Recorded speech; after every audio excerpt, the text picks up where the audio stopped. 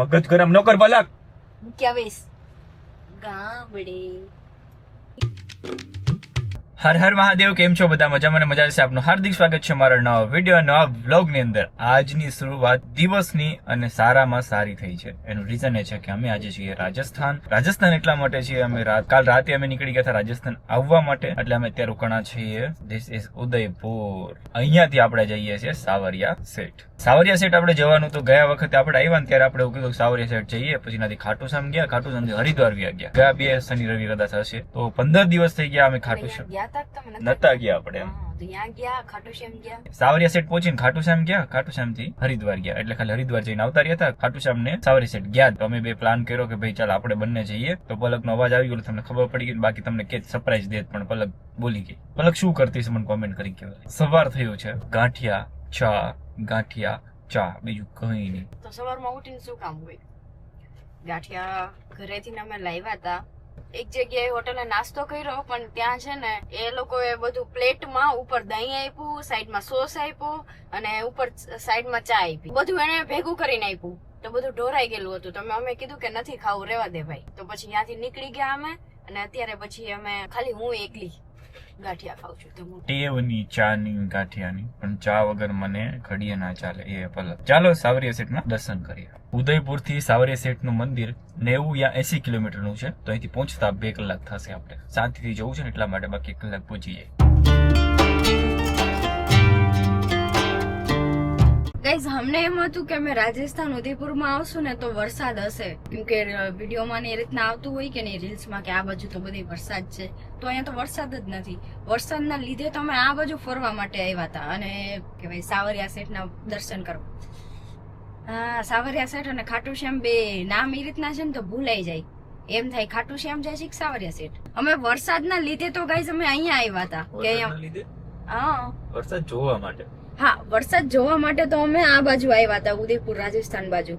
પણ અહીંયા પણ વરસાદ નથી.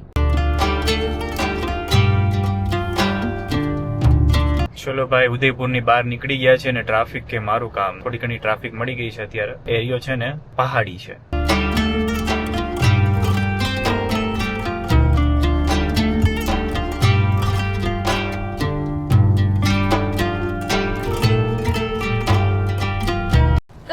ફાઇનલી સાવરિયા સેટ પહોંચવા આવ્યા છે ને જેની રાહ હતી ને એ ઘડી આવી ગઈ છે. ગાઈસ જુઓ, વરસાદ આવી ગયો. વાવ, ઓહો, ફૂલ આવ્યો. આ છે ને કાચમાં ઓછું લાગે. આમ જો ગાઈસ, અહીંયા કેટલો વરસાદ પડે છે. આ કેમેરામાં નથી દેખાતું, ઓછું લાગે બધું. આમ જો રસ્તો પલળી ગયો. આમ જો, વાવ, ક્યારનું એમ થતું તો વરસાદ આવે, તો ફાઇનલી વરસાદ આવી ગયો. હવે આમ મનને એમ થઈ ગયું કે નહીં, બરાબર છે. હવે વાહ, મજા આવી ગઈ. આમ દિલ ખુશ થઈ ગયું. વયો ગયો. કઈ વાંધો નહીં, 2 મિનિટ આવ્યો ને તો વાંધો નહીં. ઓહો, આ હોટલે ટ્રાફિક કેટલું છે આમ તો જુઓ. ઓહો, બહાર જ રાખીએ ભલે પલટતી. પછી આપણે ફૂલ આવશે તો જવામાં લોચા થશે. લ્યો, અમે ક્યારની વરસાદ કરતી હતી ને હવે કે ફૂલ આવશે તો કપડા પલળશે તો મંદિરે કેમ જશું? અરે પલટતા પગે લાગશું એમાં. હે, હાલો. પછી ક્યાંક શોર્ટ લાગ્યો તો દાલબાટી ચોટી જવું. બે દાલબાટી ની મળે, એસી રૂમ મળશે. ક્યારના દાલબાટી તું ઝઘડો કરીએ બે. એટલી ખરાબ હોટલ આવતી હતી ને તો ધમુ કે આપણે અહીંયા દાલ બાટી ખાઈ, અહીંયા જેવી તેવી હોટલે ઉભા રહે ને તો અહીંયા દાલ બાટી આમ સારી હોય. મેં કીધું એવી હોટલે આપણે નથી ઉભું રહેવું, થોડીક સારી હોટલ. ના, જેવી તેવી ભલે હોટલ હોય પણ દાલબાટી ને તો બહુ મસ્ત બને. એટલે આળસ મળી જાય કામ કર. જે દાલબાટી ત્યાં છે ને બહુ મસ્ત મળતી હોય છે, જેવી તેવી હોટલ હોય ને ત્યાં. ચાલો જઈશું આપણે હવે. પણ કેટલા બધા હોટલમાં કબૂતર ગાઈસ, એના અંદર કેટલા બધા કબૂતર બેઠા હતા. એવી ચરકું પડતી જાય ને આપણું ખાતું જવાનું. એનું કિચન જોયું હોત ને તો ઉલટી થઈ જાત, એવું કિચન હતું. તો એમાં થોડું જમવાનું હોય. થઈ કેમ નહીં? થોડું જમવું પણ સારું જમવું. ખીચામાં ન હોય તો જમવાનું જ નહીં, ભીખરી જવાનું. ખરાબ જમવું પણ સારું જમવું. ખરાબ જમવું પણ સારું જમવું તો ફોન મૂકીને જમી લે. આપણે દાલ બાટી ખાઈએ, અહીંયા રહેવા દઈએ. ના, કેમ કે અહીંયા દાલ બાટી હોય તો પૂછી જો, તો આપણે ખાઈ. પૂછ્યો.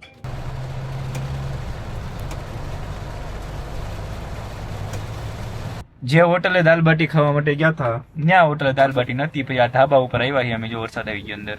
હવે મને એમ કે પલક કે તું તમને વાલા નથી લાગતા, એનું રીઝન કે મેં કપડા એવા પહેર્યા એટલા માટે મેં જૂના કપડા પહેર્યા બહુ બહુ બહુ બહુ જૂના. બહુ જૂના તો નથી, આ કપડા નવા જ છે, પણ આપણે 1-2 વાર ટી શર્ટ પહેરેલું છે, પેન્ટ નથી પહેરેલું. તો હું જીન્સના કપડા પહેર્યા છે, તો મને જીન્સના કપડા છે ને નથી સારા લાગતા, કેમ કે એમનું બોડી બહુ જાડું છે કે નહીં. આઈ થિંક ધમુનો વજન હશે 150 કિલો. સાવરિયા શેઠજીનું મંદિર 12 વાગે બંધ થઈ. એક મિનિટ પલક, મગજ ગરમ ન કર પલક. મૂક્યા વેસ ગામડે તો હું મારી યાર બાજે ને ગઈશ તો આપણે એમને રાજુલા મૂક્યાવાના હર વખતે. હવે સાવરિયા શેઠજીનું મંદિર મારતા નહીં હો. ચૂપ. સાવરિયા ગાડીમાંથી એવો અવાજ આવ્યો. સાવરિયા શેઠજીનું મંદિર છે ને અહીંયાથી 7 કિલોમીટર છે અને મંદિર દિવસના 12 વાગે બંધ થઈ જાય ને 2:30 વાગે ખુલે છે ને રાતના 11 વાગે. તો અમે અત્યારે પહોંચ્યા 1 વાગે, તો ત્યાં જમી લઈએ ત્યાં સુધીમાં 2:30 વાગી જાય, એટલે પછી આપણે સાવરિયા શેઠજીના દર્શન કરવા માટે જઈએ. જમતા કોને આટલી વાર લાગે એ તો મને આજ સમજાણું. 1.5 કલાક જમતા કોને થાય ઈ નો મને સમજાણું.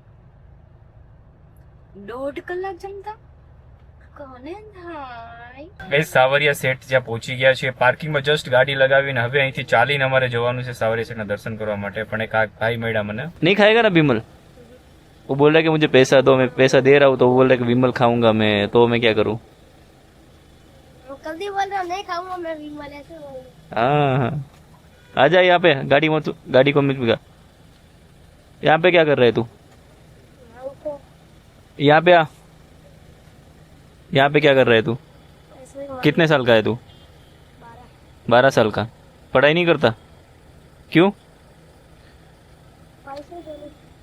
हाँ, तू मेरी गाड़ी खराब कर देगा तू मेरी पूरी. नहीं खाई ना विमल? विमल नहीं खाएगा ना? ले पक्का? क्या क्या? इसके सामने बोल दे माँ कसम नहीं खाऊंगा, कभी भी नहीं खाऊंगा. ओके तो ले, ठीक है.